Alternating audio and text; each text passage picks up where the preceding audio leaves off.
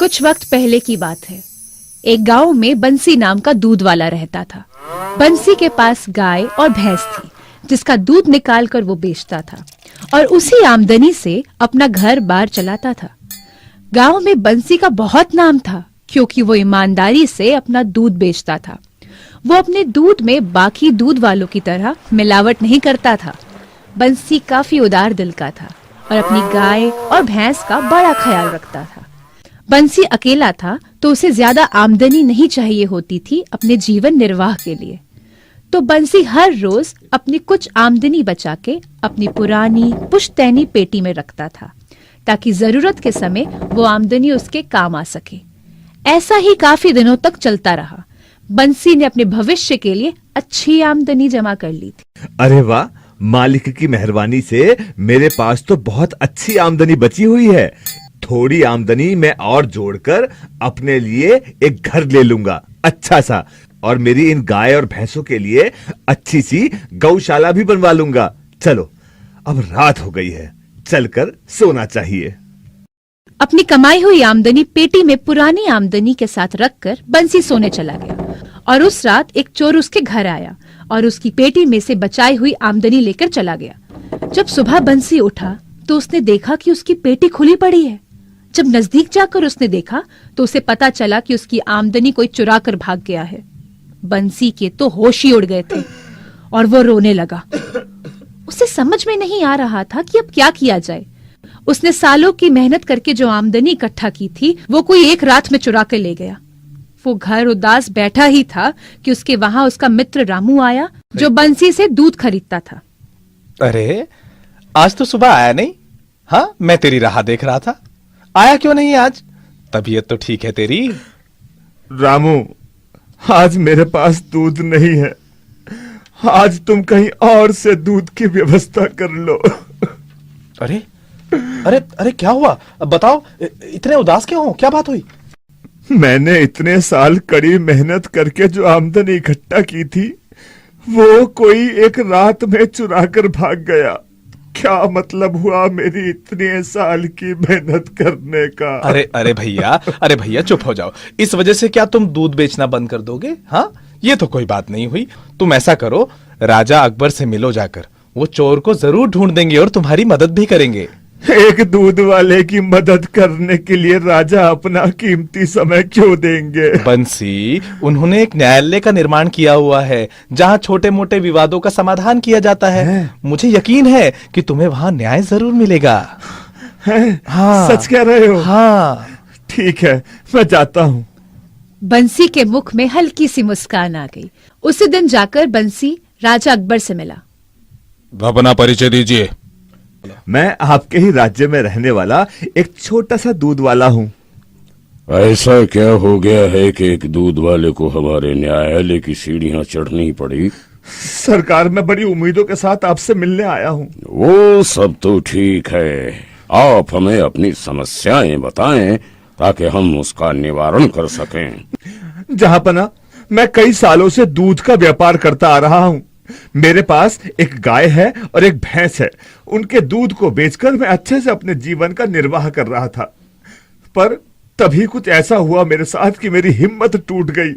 मैंने अपने भविष्य के लिए कुछ पूंजी जमा कर रखी थी। ये बात हमें आपकी अच्छी लगी कि हर एक इंसान को अपने जीवन में निर्वाह के साथ अपने भविष्य का भी ख्याल रखना चाहिए। आगे बढ़िए। जनाब, मैं अपनी पुश्तैनी पेटी में आमदनी जमा करता था।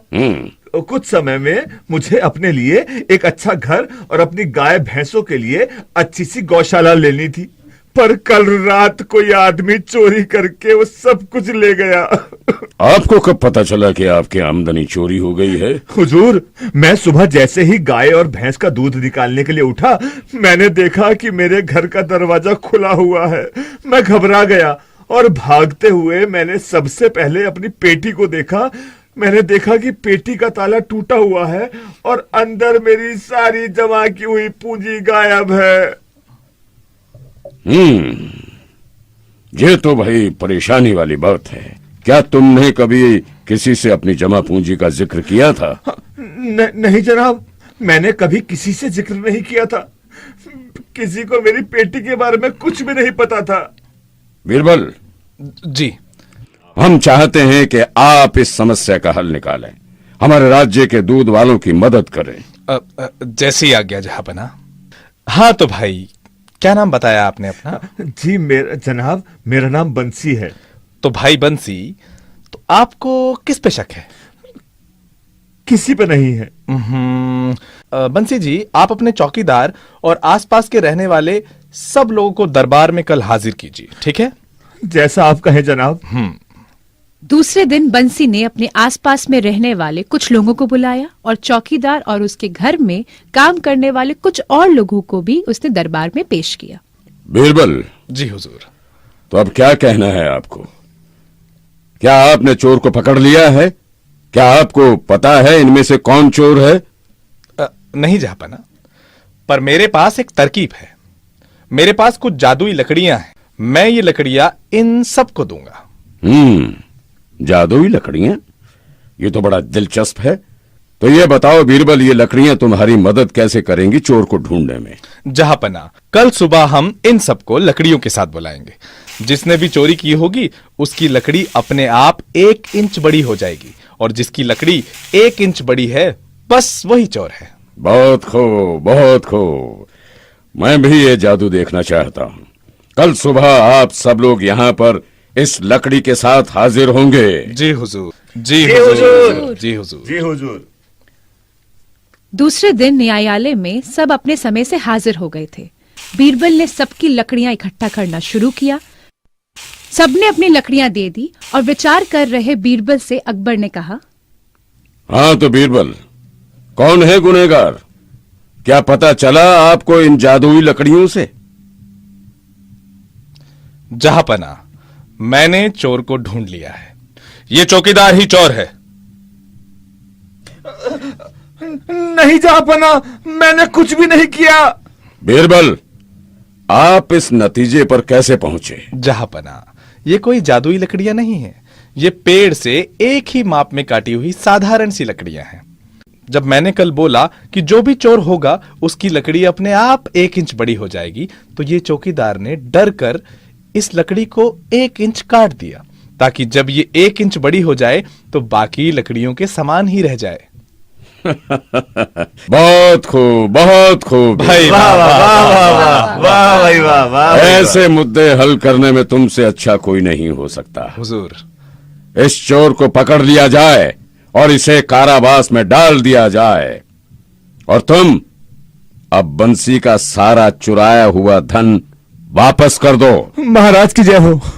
और इस तरह बीरबल ने अपनी समझदारी और सूझबूझ से एक और इंसाफ किया।